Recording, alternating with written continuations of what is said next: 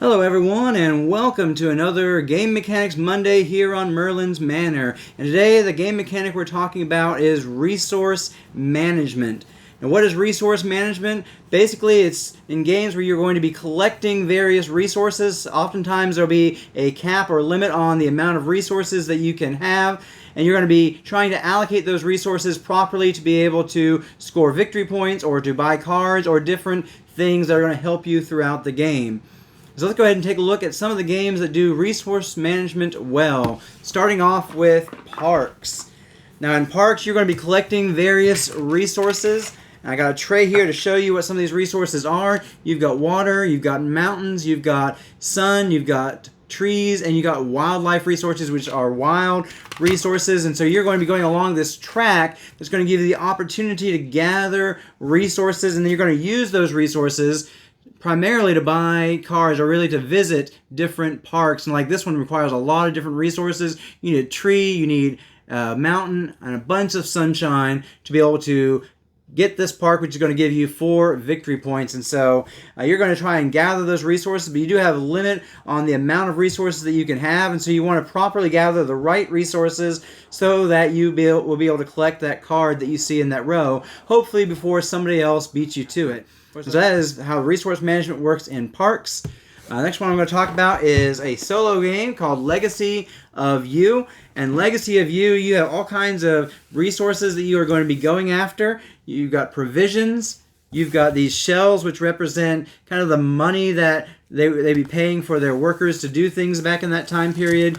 You've got bricks and logs that you can be collecting.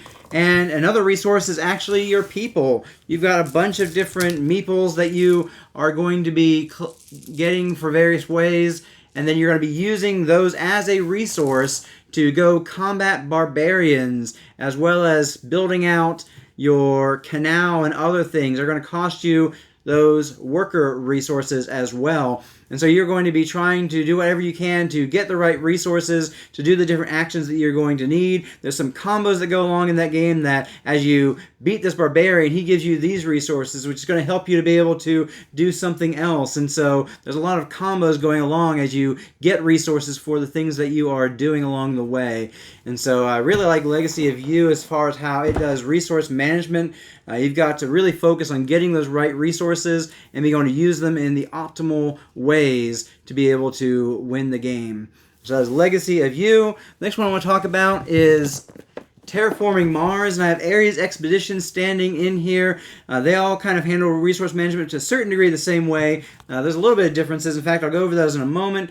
But right here we see the Terraforming Mars Ares Expedition player board, and on this board you're going to see that you are going to be collecting different resources. I got it upside down there, but you got money resources here that you're going to collect throughout the game to pay for cards and other things. You got heat that you're going to spend to hopefully raise the temperature on Mars, to be able to get victory points for doing that, as well as other things. You've got plants to be able to put out greeneries that are going to raise the oxygen level and get you a victory point, as well as other things that you'll be able to use those for.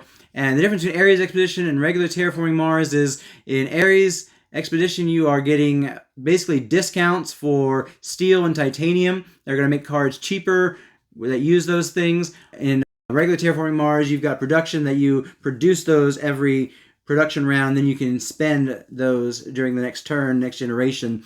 And so you've got all these different resources that you're going to be collecting, that you're going to be using in so many different ways throughout the game. And then the next one I want to talk about, I'm going to get these actually out of the way. There's actually 2 games I want to bring up for a moment here. And that is Wingspan and Wyrmspan. And Wingspan and Wyrmspan, both of them you are going to be gathering resources to be able to pay to put cards into your tableau. In the case of Wyrmspan, you're going to be putting down dragons by paying gold, amethyst, meat, eggs, or milk in order to do all that. And in Wingspan, you're going to be paying different resources depending on the birds as to what they desire to eat. And so you've got to collect those resources. In the case of Wingspan, you are going to the row that gives you resources, and you're going to be collecting those out of the bird feeder, which are kind of a randomized way of those, as well as birds that give you resources in different other ways that you can get resources as well. So you're going to try and focus on getting the right resources to be able to play birds into your tableau. And Wyrmspan, the resources you need to be able to play dragons, but also you've got eggs are a resource in both of these games. And Wingspan, you've got to play eggs to be able to place birds down into your later rows there, and so you need to try and get those for that reason.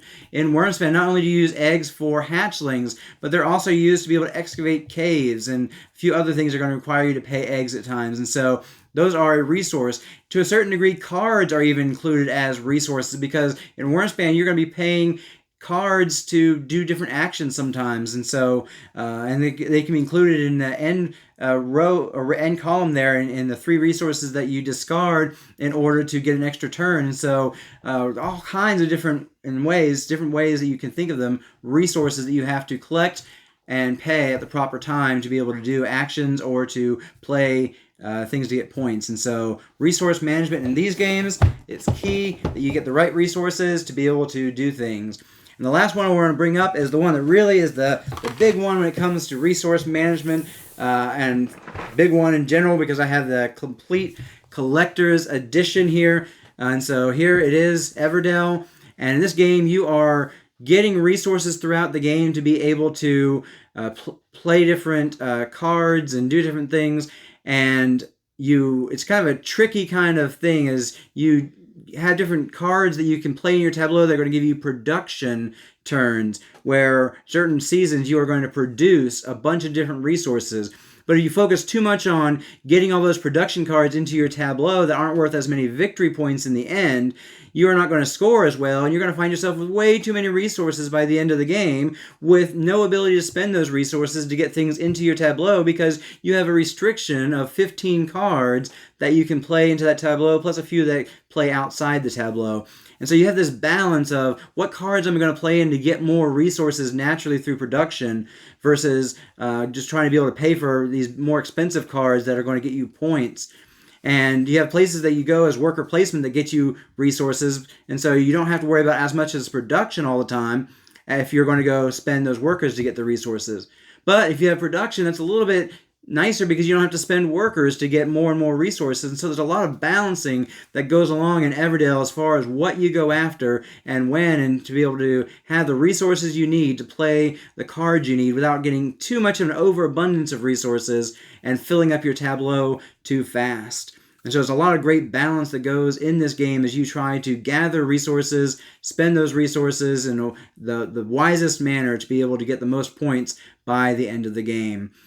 So these are several games that do the resource management well.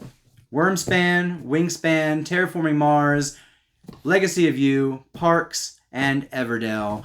I hope you've enjoyed this video. Check out some of my other videos, and like this video if you enjoyed it. Subscribe to see more videos, and I will catch you in the next one.